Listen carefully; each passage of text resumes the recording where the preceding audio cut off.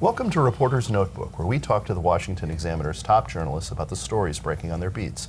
I'm Jim Antle. I'm joined today by energy and environment reporter Jeremy Beaman.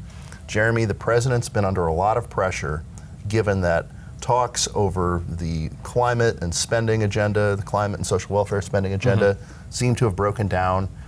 A lot of people would like him to use executive power to pursue some of these environmental objectives now. Not clear what he's going to do and what he can do. What are some of the things that people are pressing for? They want him to declare an emergency. That's the first and foremost thing that many Democrats in Congress and many among Biden's Green coalition want him to do, is to try out a climate emergency. Some liberals in Congress had begun pressuring Biden to do this months ago, right after the war in Ukraine began. The Congressional Progressive Caucus actually sent Biden a list of things he should do, and on the list was a climate emergency. And the idea is basically find a federal law that he can do this and use emergency powers to either increase production of certain technologies, wind turbines, solar panels, and so forth, or potentially to basically shut down fossil fuel projects. Now, Biden already has the authority to shut down fossil fuel projects at some level on federal lands, or at least the expansion of them. Or to reduce the amount of lands that are made available. And that's what many Democrats want him to do. And so he's sort of at a point of deciding how he can go about acting on his own now. He's just announced some actions, small actions, that he's sort of framing as being tough on climate change because the Senate isn't helping him out and coming to an agreement. But it's a tough position he's in. I mean, he's faced pressure from activists to deliver on a national climate change emergency. He's also had trouble in the courts when he's used executive power in the past.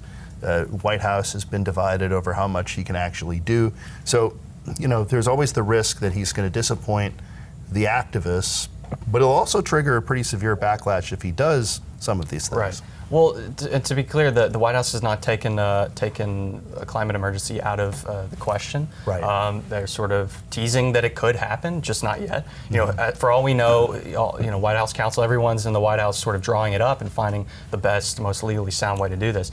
But there's an important thing that we can sort of speculate about, which is, the initial report that Joe Manchin was not interested anymore in talking of energy and climate spending as part of these negotiations. That got all the press. Manchin came out the next day and said, I would still be willing to talk in September so long as inflation doesn't get worse from June to July. I just want to see the numbers. That's kind of been glossed over. Biden is certainly acting like and speaking like sort of not trusting Manchin's word there and just acting on his own as if negotiations are dead. But with this emergency thing, the fact that they haven't decided yet or pulled the trigger yet, Manchin has come out against this climate emergency before. In fact, he was one of two Democrats, he and Mark Kelly of Arizona, voted with Republicans in May to basically, the Senate was debating this innovation bill, and as a motion, Senator Capito put up, can we, when we're negotiating with the House, can we say, basically discourage a climate emergency from being one of Biden's options? Manchin voted in favor of that. So he's on record opposing it. So it could be, that's a long way to say, it could be that they're holding off because they're still talking with him behind the scenes. We don't really know. But Biden's not moving fast enough. He's not moving aggressively enough for some Democrats in Congress, and especially for environmentalists. But obviously there would be some preference for legislation, given that it's harder to reverse by a subsequent administration, that it proves more durable for that reason than executive actions. Certainly we saw that in the transition from former President Obama to former President Trump, lots of stuff getting reversed.